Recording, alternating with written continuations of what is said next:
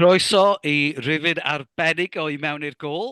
Uh, Hefo ni heno, mae Arwel Owen, Ifor Owen ac Alun Owens, ond i ddim yn o, mae'n OMG achos mae GB ei hun. Mr Gareth Blainey wedi dod i'n helpu ni a i drafod am ei atgofion nhw a pam wrth gwrs fod Wrexham y dîm mor arbennig a mae o'n aelod ffyddlon o Gochion De Cymru, felly da ni'n gweld o mewn gemau a bydd gyfle i ni siarad am y gemau. A lle well i ddechrau ar cae ras, di sadwrn yma.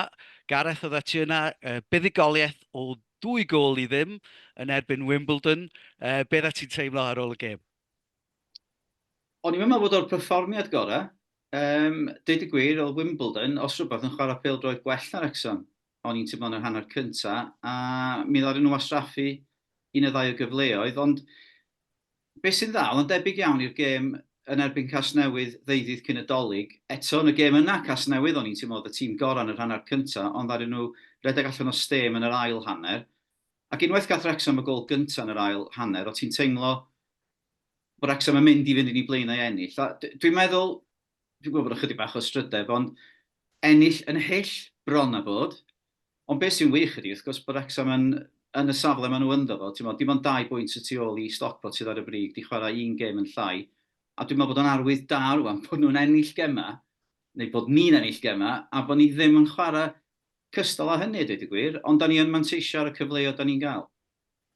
Beth e ti'n feddwl, Arwel? Dwi'n gytuno efo Gareth ar ran safon y perfformiad. Debyg iawn i llynedd yn oedd ni ar y rhediad torri recordiau yn bob man efo buddigoliaethau, ond o'n i byth yn hapus ar y pod ar ôl y gêm yn canmol y perfformiad yn lle dan aml.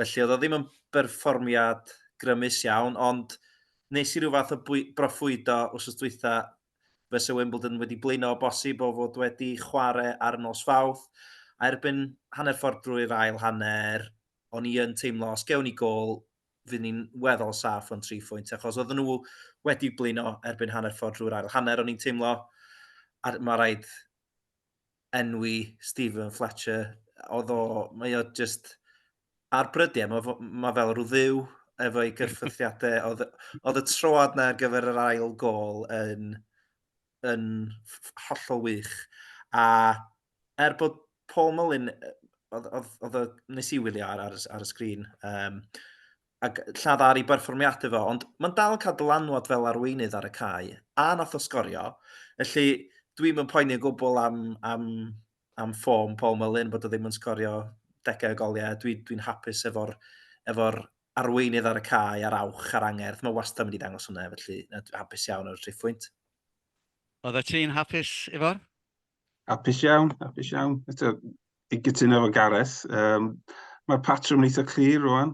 Gêm Gasnewydd na, gêm Swindon, gêm Barrow. Da ni'n fel bod ni'n hanner cysgu, neu gadael i'r tîm arall yn pwyso ni am hanner cyfa, a wedyn troi rhyw switch, a da ni dod allan a chwarae'n wych yn yr ail hanner. Mae yna 2 hen lwynog yn Fletcher a McLean, maen nhw'n gwybod beth maen nhw'n neud. Maen nhw'n gwybod pryd i amseru, pryd i ddod i fewn i'r gêm, pryd i eistedd nôl. A fel i dod ar ôl, ti'n gadael i'r tîm arall flino, gwneud i gorau, a wedyn da ni jyst yn pigo nhw ffwrdd. Mae'n gret i wylio mewn ffordd. Bach yn nerfus, a mae pethau mae Fletcher yn gallu neud. Mae'n werth y pres jyst i dal amdano, i wylio fo lle, ynddi? Na, gret, edrych ymlaen rwan at y gemau nesaf. Ydy, dwi'n meddwl, fel oedd pawb yn deud, gêm tebyg iawn i'r gemau diweddar lle oedden ni ddim y tîm gorau yn yr hanner cyntaf. A eto falle cael trafferth i lawr yr asgell lle gafon nhw hogyn ifanc yn doedd yn creu lot o broblemau nhw. Ac ar bapur gafon nhw dipyn mwy o gyfleon na ni, ond eto oedd Okonkwo ddim di gorfod gwneud gymaint hynny ar arbedion. Ond erbyn y diwedd, oedd o'n fuddigoliaeth gyfforddus. O'n i'n cwyno trwy'r hanes cyntaf bod ni ddim yn rhoi peli i'r postyn pella, a wedyn unwaith nathon ni roi i Stephen Fletcher at y bel i fewn, a just dangos, o'n i'n gallu teimlo fod y cyfle yna, a wrth i'r gêm fynd ymlaen, oedd o yn yn lled gyfforddus erbyn diwedd y doedd, dwi'n meddwl, a tîm wedi blino. Mae gennym ni 6 gêm oddi cartre yn yr 8 gêm nesa. Felly falle fydd rhaid i ni newid yn patrwm chydig bach. Achos mae tîmau yn dieddol o ddechrau fo mwy o egni, a dydy'n recon ni oddi cartre ddim, ond fel mae pawb yn dweud, mae rhaid i fod yn hapus. I fod ydy'r happy clapper, ond mae rhaid i gyd fod yn clapio'n hapus ar y funud, achos fel o Gareth yn dweud, 2 bwynt o'r brig, gêm mewn llaw, a wrth gwrs pwy a wyr, falle gawn ni chwaraewr neu ddau i fewn yn y ffenestr osglwyddo hefyd. Ond newn ni'n sôn yn unig am y penwythnos yma, achos mae gen i'r fraint o gael Gareth Blainey hefo ni, a cyfle i ofyn am diffyn o dy hanes di, hanes hir efo Wrecsam, proffesiynol a fel cefnogwr. Felly, pryd ys di ddechrau cefnogi Wrecsam? Wel, ga i ddeud, dylwn i ddeud, diolch yn fawr iawn am y gwahoddiad i fod ar y porlediad. Dwi wir wedi bod yn edrych ymlaen, dwi wedi mwynhau gwrando arno ti ag Arwyl ag Ifor yn y podlediadau. Ond, dwi'n dangos yn oedran rwan. Dwi wedi cefnogi Wrecsam ers bron i hanner cam mlynedd. Mi ddechreuais i fynd i'r cae ras yng nghanol y 1970au. Mae'r sgarff yma fan hyn yn dyddio o'r 1970au. Mae'n lle dangos o'r... Mae ben chwith lawr gynnau. Reit, dwi'n eto. Wrexham a Magic. Mae'r sgarff yna yn dod o'r 1970au. A hefyd, mae'r dyddiad ar y sgarff yma, mae'n dweud 1873 y ffurfiwyd y clwb. Wrth gwrs, mae hynny wedi cael ei brofi'n anghywir erbyn hyn, dydy, mae 1864 y cafodd y clwb i sefydlu, ond pan prynes i'r sgarff ma'n ôl yn y 70au, a gred oedd bod y clwb wedi cael ei ffurfio yn 1873 a bod o ganmlwyddiant felly yn 1973. Ond mi ddechreuais i fynd efo fy nhad o Lanferfechan, dyna lle ges i magu, chydig tu allan i Fangor, i'r cae ras, a dwi'n credu bod fi'n iawn, os dwi'n cofio'n iawn, mae'r tro cyntaf i fi fynd oedd efo fy nhad ac efo fy ewyrth, oedd yn byw yn Nhrefnant, chydig tu allan i Lanelwy, anghefnder i. A be mae rhaid i rywun gofio, be fydd y genhedlaeth iau ddim yn ei werthfawrogi ydy, bryd hynny, ymhell cyn dyddiau lôn ddeuol yr A55, oedd yn cymryd oriau lawer i fynd i Wrecsam o Lanferfechan. Ond oedd o'n dipyn o antur i fi yn blentyn cael mynd. A mae gennau go byw iawn o fod yna yn ngêm ola tymor 1976-1977, y gêm yn erbyn Mansfield. A taso Wrecsam di ennill y gêm yna, mi fysa Wrecsam di cael dyrchafiad, ond wnaethon nhw ddim. Mi ddari John Neil adael y clwb, a thoi Middlesbrough. Ond wedyn mi ddechreuais i weithio'r BBC yn 1987 yn cefnogi Wrecsam, ond i ddechrau, o'n i'n cyd-gyflwyno'r Brand Sadwrn y Falyn Jenkins ar Radio Cymru. Mi ddechreuais i fynd allan i gemau pêl-droed yn y 90au. O'n i ddim yn gwneud gymaint o hynny o gemau Wrecsam, wedi fel gwneud gymaint. O'n i'n mynd i gymaint o hynny o gemau Wrecsam fel gohebydd neu sylwebydd. O'n i'n tueddu fynd i gemau Caerdydd ac Abertawe. Yn enwedig wedyn ar ôl i Gaerdydd ac Abertawe ddechrau wneud yn dda, ac Abertawe yn bendant pan nathon nhw gyrraedd yr uwch gyngrair, o'n i'n rhyw fath o ohebydd Abertawe ar y pryd. O'n i'n mynd lawr i'r Fetch a wedyn i Stadiwm Liberty yn y blynyddoedd yna. Ond, so rhywun yn gofyn i fi beth yw'r wefr fwyaf dwi wedi cael wrth sylwebu ar gêm bêl-droed. Does o ddim amheuaeth yn y meddwl i. Mae rownd derfynol, Slws Lloegr, 2013, a Wrecsam yn curo Grimsby a gicio'r smotyn, ac o'n i'n digon ffodus i fod yn sylwebu ar y fuddugoliaeth yna. Dwi'n meddwl fydd yn ymwneithar i Ann Davies o Balan, meindio fi'n deud un, ond mi ddari hi fy ffonio i dwrnod wedyn, a nath i ddeud, dwi'n synnu bod gen ti lais ar ôl, meddai, a so oedd ti'n gweiddi gymaint ar y radio, o'n i'n dechrau meddwl bod yna rhywbeth yn bod yn y series. Wel, o'n i wedi cynhyrfu'n lan am meddwl fi, achos o'n i rioed i dychmygu sy'n ni'n gweld Wrecsam yn fan a Wembley, heb sôn am gael y cyfle i sylwebu arnyn nhw. Ond wedyn ychydig fisoedd ar ôl hynny, wrth gwrs yn anffodus, o'n i yna yn y gêm yn erbyn Casnewydd, rownd derfynol y gemau ail gyfle. O'n i ar ochr y cae, a fi oedd ar dasg bryd hynny, o'n i gweithio i Radio Wales o holi chwaraewyr Wrecsam wrth iddyn nhw adael y cae, ac yn amlwg oedd yna ddim yn profiad bleserus o gwbl ar ôl y siom o golli'r gêm yna, ar ôl i Wrecsam, wel, foddi'n ymyl o lan, ynddo? Oedd yn ddwrnod mor dris, heb fod yn Wembley am gymaint o flynyddoedd, a wedyn mynd dwywaith, ond ennill y gêm anghywir mewn ffordd, ar ôl y gorfoledd o ennill y gêm gynta, a wedyn mynd yn ôl a colli cas newydd. Mae'n od, dwi'n meddwl fod sgorio, dal yn meddwl fod Wrexham wedi cael ei ffurfio'n 1873, achos dyna oedd y bathodyn ar ddechrau'r gêm cyn y gêm amwythig, felly bydd rhaid i rhywun wneud gwaith cartre yma yna. Ond falch o glywed bod ti wedi cael ambell i sgorgasm yn gwylio Wrexham dros y blynyddoedd. Am felly, Ar weld beth ti eisiau gofyn. Ia, dwi wedi cael sgwrs efo ti o blaen Gareth am hyn. Ti'n un o leisiau clir ym mhlentyndod i yn llen cyndod i ar y radio. Di cael ambell i ohebiaeth gret gen ti dros y blynyddoedd.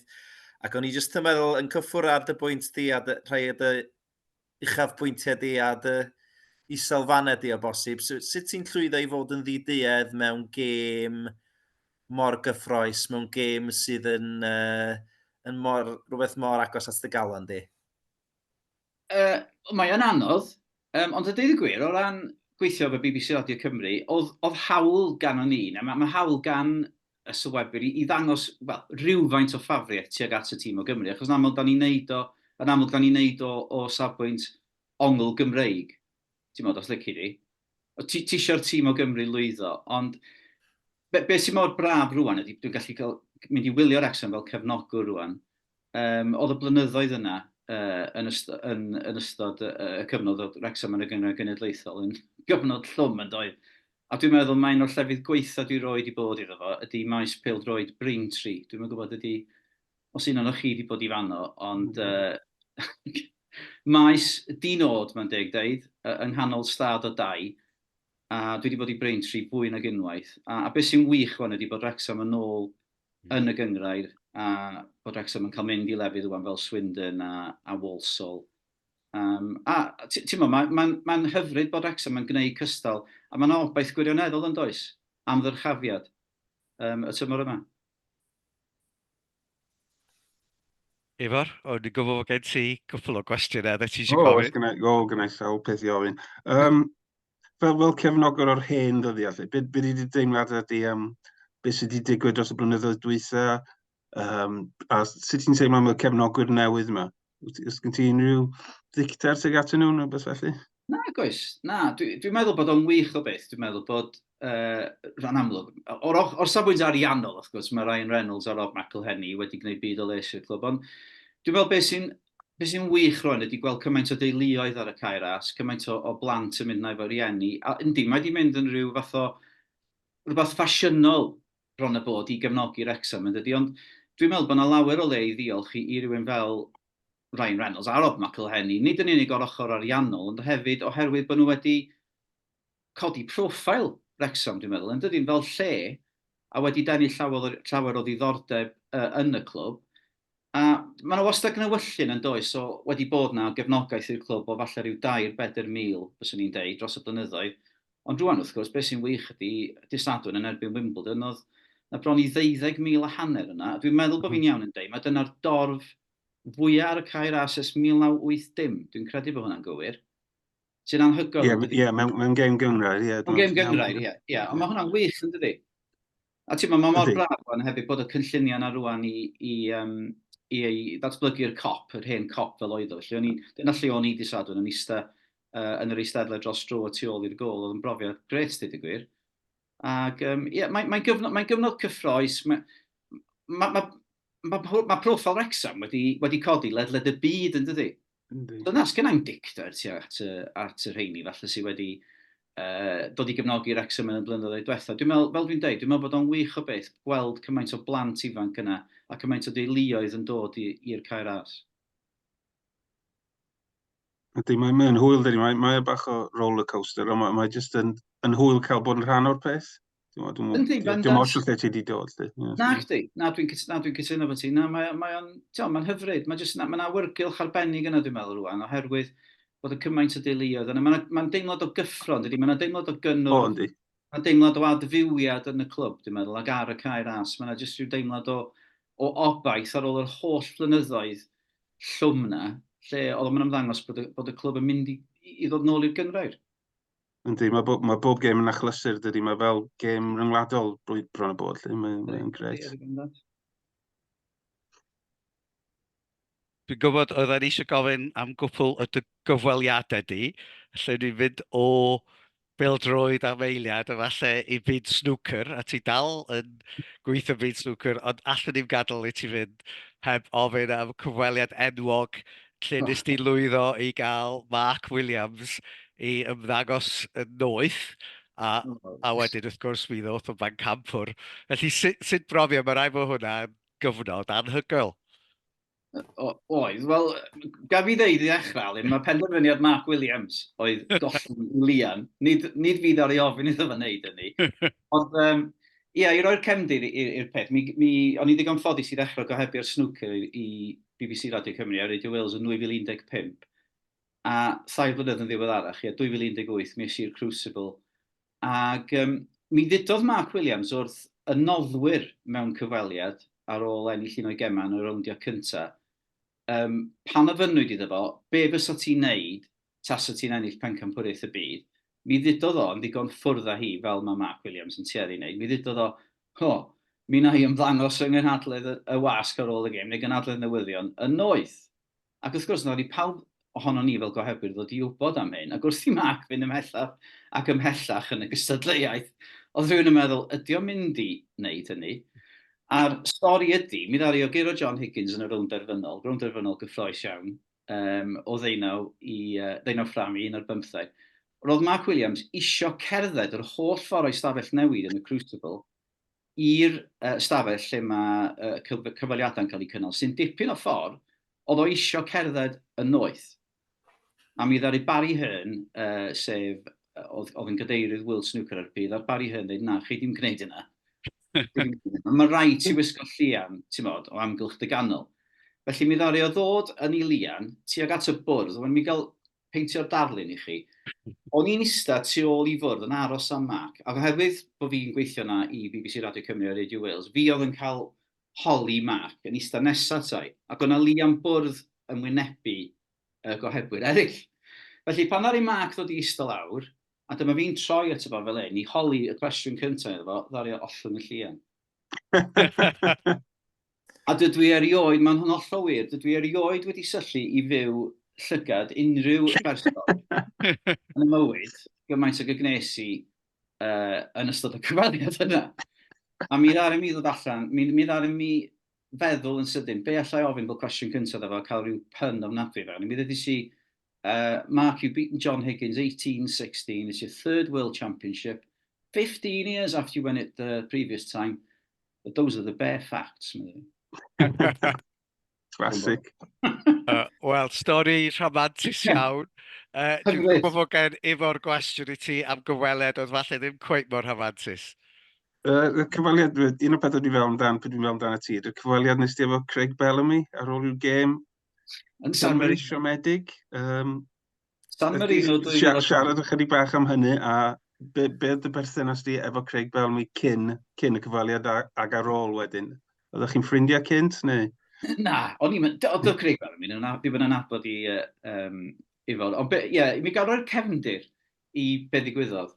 Oedd Cymru newydd chwarae yn Hypris, ac oedd un o'r chwaraewyr, da ni'n gwybod pwy, oedd un o'r chwaraewyr wedi cwyno bod o ddim yn hapus efo lle oedd nhw'n aros y gwesti, achos bod sŵn tona'r môr yn ei gadw yn effro yn ystod y nos.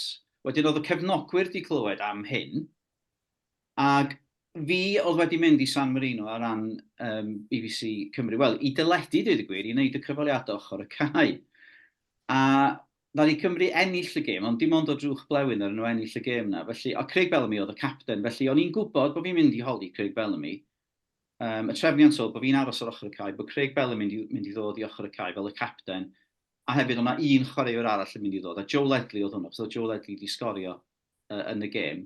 A mi ddodd Craig Bellamy ochr y cae, a mi ddechreuais i holi fo, ac wrth gwrs, yn ystod y cyfweliad, oedd rhaid i mi ofyn y cwestiwn yna ynglyn â, oedd John Tosiak wedi galw'r chwaraewyr yn pampered players, oedd wedi cwyno am y chwaraewyr, oedd rhaid i fi ofyn i Craig Bellamy fel y capten.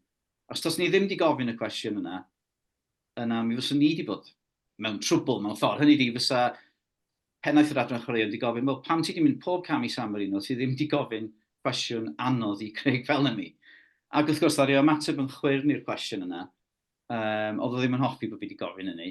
A wedyn gathon ni dipyn o hwyl ar ôl hynny, yn y dyddiau ar ôl hynny, pobl yn tynnu'n hoes i, rei o'n ynghydweithwyr yn tynnu'n hoes i. Pan ti bod ti wedi upsetio Craig Bellamy, a fynt o'n fwy mor ddymunol. Siw bod anodd, siw bod o'n anodd ofnadwy upsetio Craig Bellamy. A mae hon stori wir. Y diwrnod wedyn, pan nathon ni adael y gwesti, a nath theithio i'r maes awyr, mi greiddes i'r maes awyr, a o'n i'n digwydd bod efo Iwan Roberts, oedd o'n chwarae i Norwich efo Craig, wrth gwrs, ac yn nabod Craig yn dda iawn. Ac eisiau mewn i'r ardal duty free yn y maes awyr. Pwy yn sefyll nesaf, toi? Craig Bellamy. Dyma fi dweud wrth Iwan. O na, dwi'n meddwl Craig Bellamy'n cofio, na fi oedd i holi fo'r noson cyn i ni. So, wrth gwrs, mi nath y cyfweliad yna, dwi'n meddwl mae'n deg dweud, mynd yn viral yn do. Do. Siw bod o dal ar YouTube, yn dydi? Mae ar YouTube yn rola, yndi. O'n i'n symweddoli bod y cyfweliad ddim yn mynd cweit fel o'n i'n dymuno'r cyfweliad. Felly nes i stopio a dweud, Joe Ledley, tell us about your goal. Reit, diolch.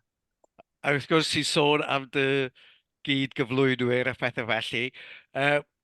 Mae'n siŵr mae'n gyfle ti teithio'r byd efo bobl fel yma, a falle na ni ofyn i ti am Rob Phillips, achos o'n i chwarae cas newydd. Ond sy'n brofiad oedd gweithio efo Ian Gwyn Hughes, Iwan Roberts, Malcolm Allen, bobl fel yma?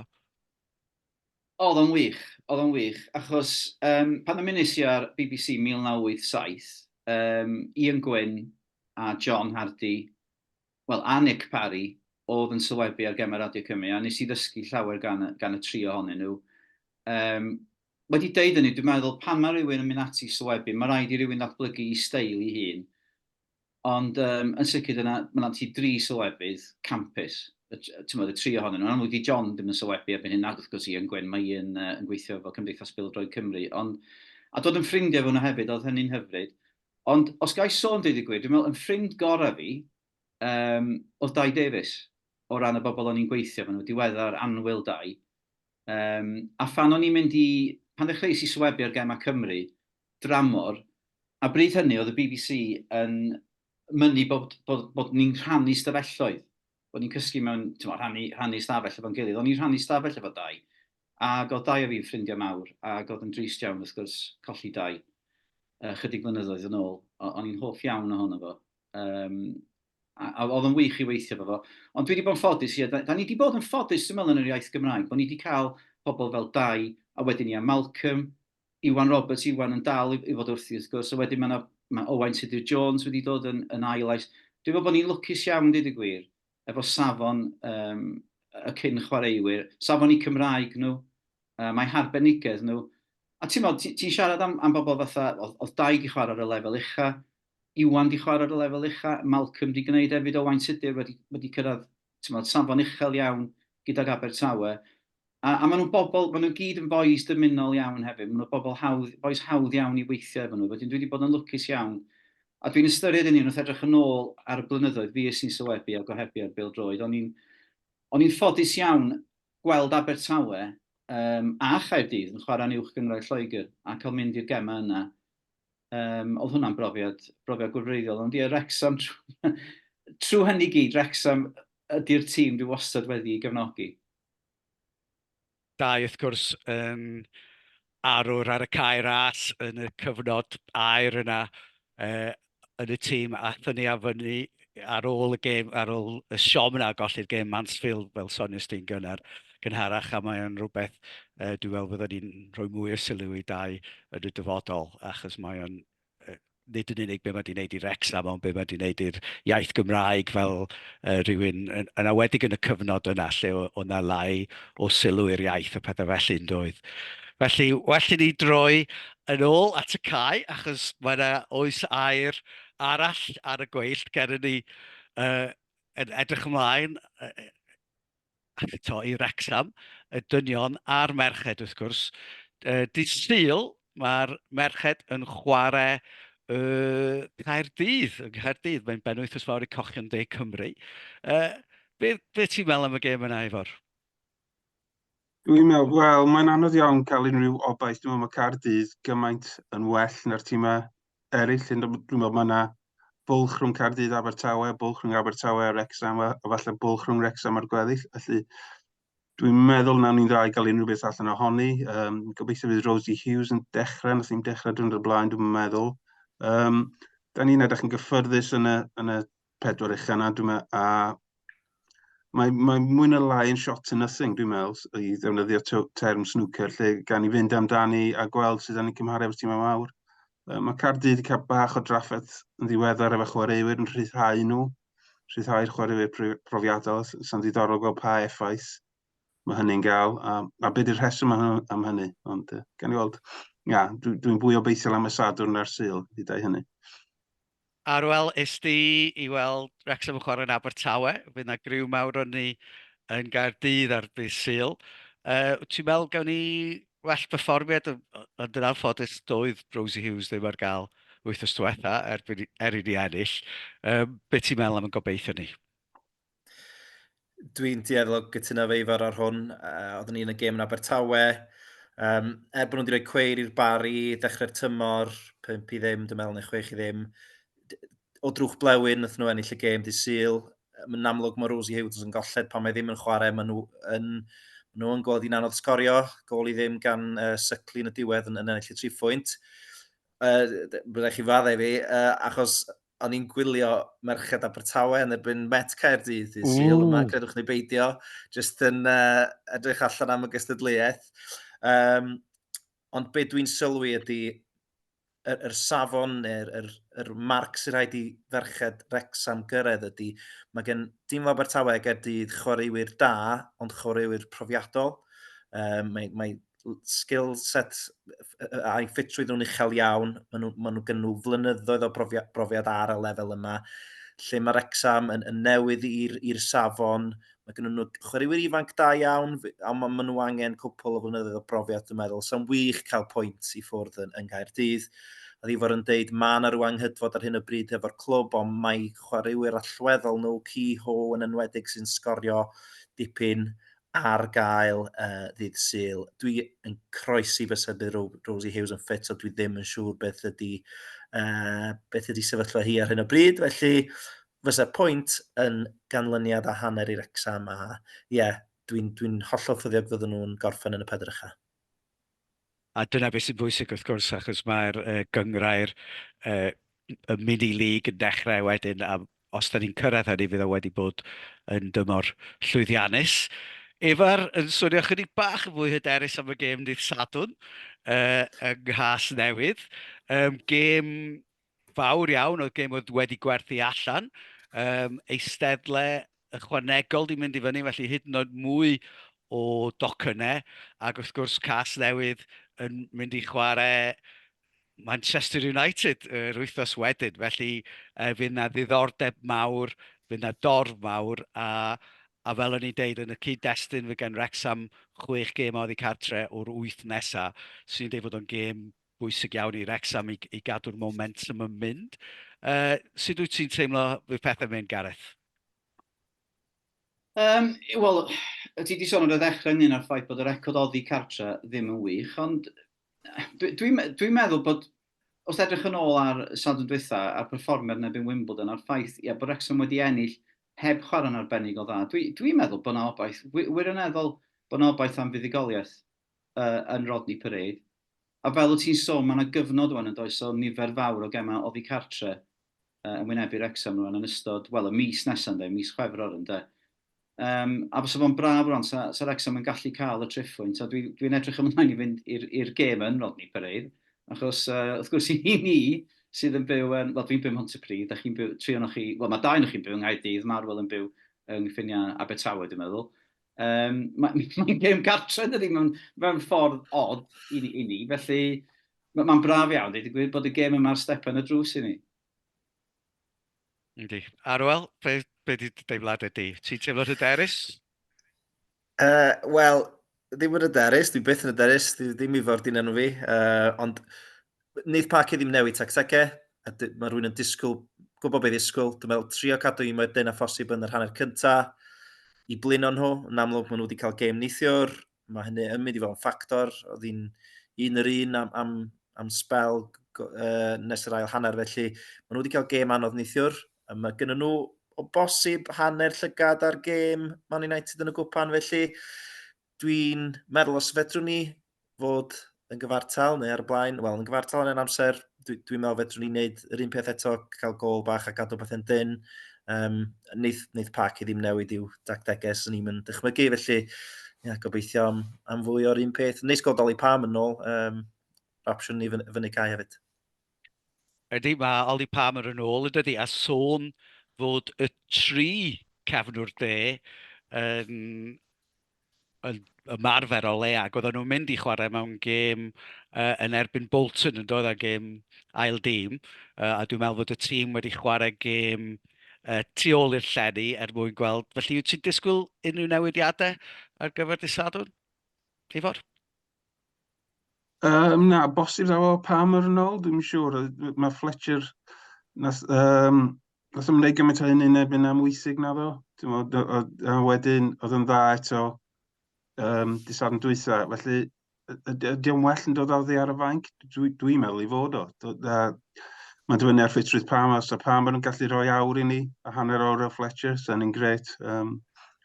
Beth sy'n pryderu i bod ydy Cas Newydd, dyn nhw wedi colli, ers dyn nhw golli yn erbyn ni, maen nhw wedi mynd 6 heb golli, yn ei bach yn bryderus.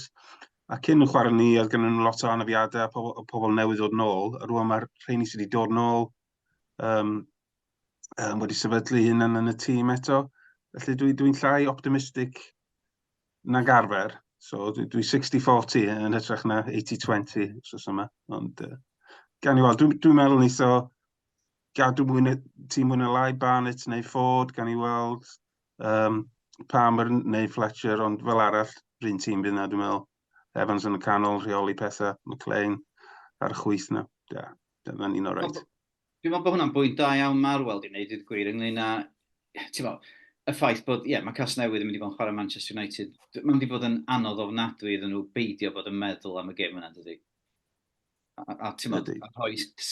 amlwg, maen nhw eisiau curo Wrexham dy Sadwrn, ond mae'r ffaith bod nhw'n mynd i fod yn chwarae Manchester United, a mae'n cael ei ddisgrifio dydy fel y gêm fwyaf yn hanes y clwb. Mae hwnna yn bendant yn mynd i fod ar ei meddyliau nhw, dydy. Ydy.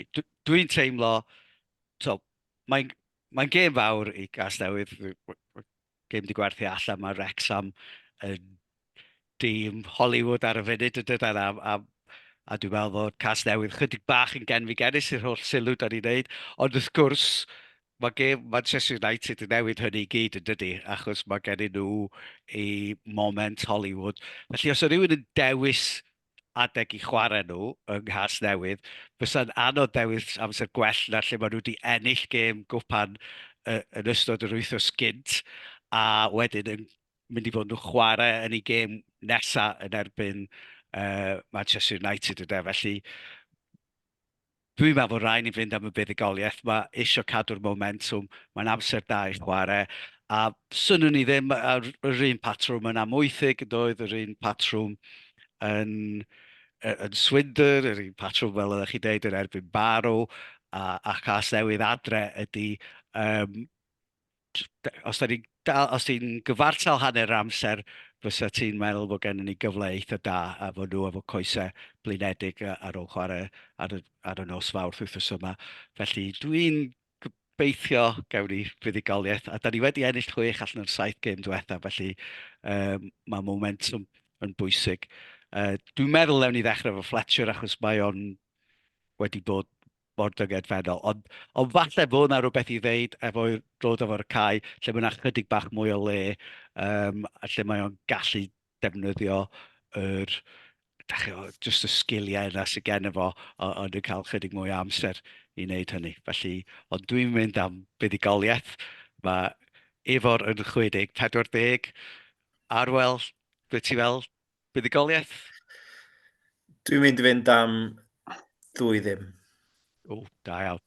A gawn ni adael y gair ola i Gareth. Ti'n edrych fel bod ti'n meddwl am ddwys yma, na? Wel, na, dwi'n ffyddio. Dydy o'n broblem neis ydi, gorau dewis rhwng Oli Palmer a Stephen Fletcher. Ti'n siarad am chwaraewr o safon Stephen Fletcher ar y lefel yna, lefel yr air adra. Mae'n wych o beth yn dydi. Ond, ie, dwi'n meddwl allan ni cael newydd sgorio. Mi ddeda i buddigoliaeth o 2-1 i Wrexham. A gyda llaw, cyn i ni ddod i ben, o'n i gobeithio gael dangos hwn, ynddo. Mae rai fi ddangos hwn, gan mae dyna di enw'r podlediad. Mae nhw'n dangos o'n oedran ni. Mae'r record reiddiol gen i o i mewn i'r gol, cwr meibion Brymbo'n canu, ochr A, i mewn i'r gol, ac ochr B, we're gonna score. A da ni'n mynd i wneud disadwn, da ni'n mynd i ennill disadwn. Come on, boys, byddwch yn hyderus. A dyna'r ffordd berffaith i orffen am yr wythnos yma, wrth gwrs. Diolch yn fawr i Gareth Blainey, mae o wedi bod yn bleser pyr, a da ni'n hyderus iawn ar ddisadwn, byddwn ni'n gweld y bêl yn mynd i mewn i'r gol.